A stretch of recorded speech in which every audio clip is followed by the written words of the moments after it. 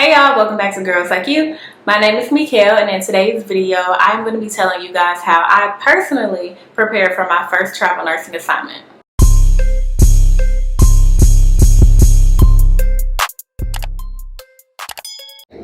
So first things first, I'm going to start off with the fact that I had 2 years of experience in my specialty area, which is the ICU. A lot of travel agencies and hospitals prefer that their nurses have 2 years of experience in their given specialty, but I do know that recently with COVID, a lot of these agencies and hospitals have been a little bit more lax with that requirement.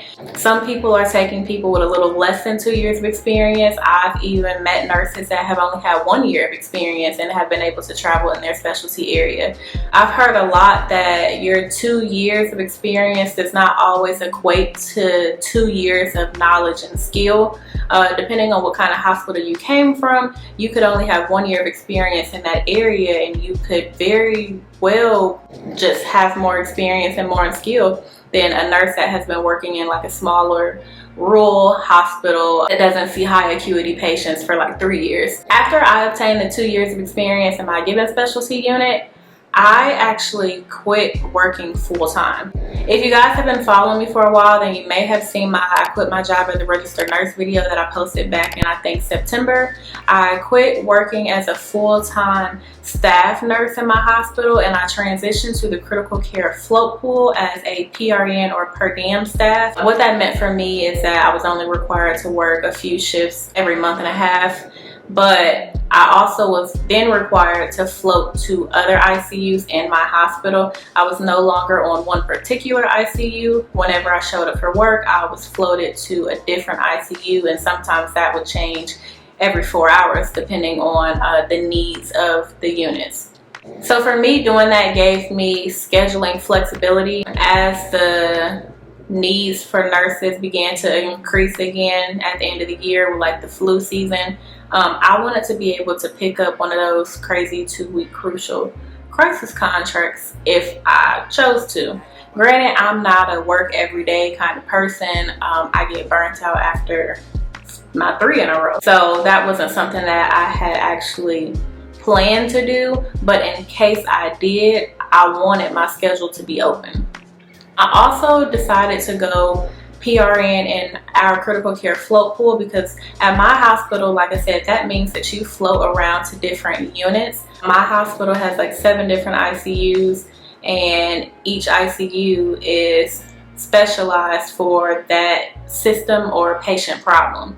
So in the MICU is where most of our COVID patients would go. In the burn ICU, that is where all of the burn type injuries go, or skin related conditions will go. In the oncology ICU, that's where the majority of our cancer patients would go. CVICU, surgical ICU, trauma ICU, all of those, so on and so forth. But because I had worked 2 years in the burn ICU, I decided to go PRN in the critical care float pool because that would give me the opportunity to develop more skills in some of these other ICUs, and it will also kind of get me familiar with floating around to different units and seeing how different units handle things and do things differently, because I knew that I would eventually be going to another hospital and I would potentially have to learn new protocols and new ways of doing things based on that hospital. That is actually something that I've noticed, which has quite frankly been the biggest transition, or like the biggest adaptation for me since being at this new hospital. But it does help to see that if you have the opportunity. So after working my 2 years in the burn ICU, I worked in the critical care float pool for about 4 months before I actually started my first travel nursing assignment. I joined several Facebook groups. There are a bunch of them. I think I'm a part of maybe like 5 or 6. I will list them on the screen. After I did that, I kind of like sifted through some of the posts that people would make in those groups, and I kind of just pulled information from the people that would ask questions and those that would respond to them. I also got some nurse mentors. I worked with a lot of travel nurses, and I knew other nurses that had traveled, so I kind of would seek them for mentorship basically asking them questions that I had regarding travel nursing and finding agencies and choosing contracts and housing and pay and so on and so forth. Based on some of my communication with those nurses and some of the information I found out from being a part of those Facebook groups, I was able to develop a list of travel agencies. Guys, there are so many. There are literally like a bunch. It was actually pretty overwhelming. If you do a Google search on travel nursing agencies, there's a bunch. There are like local travel agencies. There are the ones that are like statewide. There are international travel agencies. It's overwhelming.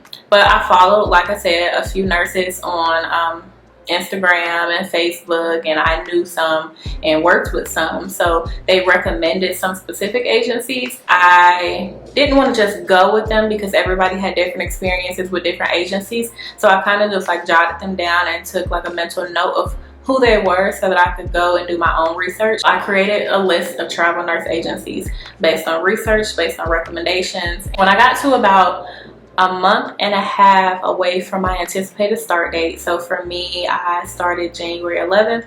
I started looking probably late November. It was around the holidays. It was kind of a hard time for me to start searching for positions. I actually didn't secure one until about 2 weeks, I think, before my assignment started. I was told that it was good that I started a little bit earlier. Some people wait at least, or I think at most, a month before their next assignment, before they start looking. But I was told that because my assignment was starting after the new year and, you know, the recent increases in like pay, there were far more people interested in travel nursing this year, so it probably would have took me a little bit longer to secure a contract if I would have waited later. So it was a good thing that I started a little bit earlier than other people did. So after I pretty much did my own like general search of jobs on some of these job boards or these Facebook groups, then I would reach out to recruiters, or I would create profiles with some of the travel nurse agencies that I was interested in. I'll actually tell you that some of the ones that I was interested in were the ones that were recommended. Somebody recommended Aya, so I reached out to someone with Aya. I knew a nurse that had worked across country, so I reached out to cross country. Maxim was popular, and I had heard of Maxim before too, so I reached out to a recruiter with Maxim. And I found a few others that I reached out to, but those, like I said, because people had recommended them to me, I felt a little bit more comfortable going with them. So I reached out and I pretty much went with whoever was the most responsive and thorough with me whenever sending me jobs. So essentially, after I reached out to these recruiters, I told them what my needs were. I told them what locations I was interested in working in, and for me, the location was important. I'm traveling with my cousin, so that made it a little bit easier, but if I was traveling alone, I really wanted my first travel assignment to be somewhere where I knew people. I am in Texas right now, and if my cousin wouldn't have came with me, then I have friends and other family here, so I wouldn't have been alone on my travel contract. I felt that was really important because I already wasn't sure if I wanted to do it, so I at least wanted to be able to enjoy my time off away from work if I got there and I hated it. Location was also important for me because say housing was an issue, I had backup. I also spoke with recruiters about minimum pay. I wanted my recruiter to find me positions that would meet a minimum, and that was gross before taxes. Some pay is negotiable. You can negotiate rates with your recruiters or the travel nurse agencies, and I think they pretty much do the negotiation with the hospital. So you talk to your recruiter about what you want and they'll discuss that with the hospital. I also talked to my recruiter about the electronic medical record charting system that some of the hospitals use. For me, since this was my first travel contract, I wanted to travel to a hospital that used an EMR charting system that I was familiar with. I have used Epic for the past couple of years, so I wanted to travel to a hospital that also used Epic. So after talking to recruiters about those three needs of mine, location, charting system, and pay, they pretty much searched for jobs for me that met those things, and they would forward them to me. I would review them, and I decided whether or not I was interested. If I was interested, then I would go on and do my own research. I would research what kind of hospital it is, what level of trauma center it is, if it is ranked in the levels. I would note its location, how many beds was in the hospital. Some people like L&D want to know how many babies are birthed monthly at that hospital. I want to know specifically if this is like a stroke center or a cancer center or something like that. So if I was still interested after doing my specific research on the facilities they sent me, then I told them that I wanted to be submitted to certain facilities. So after being submitted, that's pretty much you applying. After I applied, the nurse manager reached out to me and I would interview. After the interview, they pretty much want a quick turnaround. They want to know whether or not you're willing to accept the position pretty much that same week. They wanted to know from me that same day, and that was only because I asked them if they were willing to negotiate the pay. You need time to review these contracts. I'm a new traveler, so I could not just sign immediately. I had to take time to really read through my contract and see what was in it. I also had days off that I knew I needed, so I requested those specifically in my contract or during my interview, and they said they accepted it. So after sending the contract, I reviewed it thoroughly, I accepted it, I signed it, and I sent it back. So after I sent it back, then I had a few healthcare screenings that I needed to get done. Like there was a list of vaccines and stuff that they wanted. I already had them all done. I just had to collect the documentation for them. I had to be drug screened and I had to go and get a physical. So after completing the healthcare screening, then it was pretty much a waiting game. I had 2 weeks until I would start my new position in Texas. And at that point, I had to start searching for housing. The housing sites that I used were pretty limited. There weren't many options, and if there were, they were ridiculously priced. I looked on Furnish Finders, which caters to traveling professionals. I looked on Airbnb. A lot of people will stay in extended stay hotels. I personally don't want to stay in a hotel. I'm the one staying in hotels whenever I'm going out of town for just a weekend. Or you can stay with your friends and family, which is what I'm doing now. Otherwise, that was it. Travel to the location. And yeah, that was it.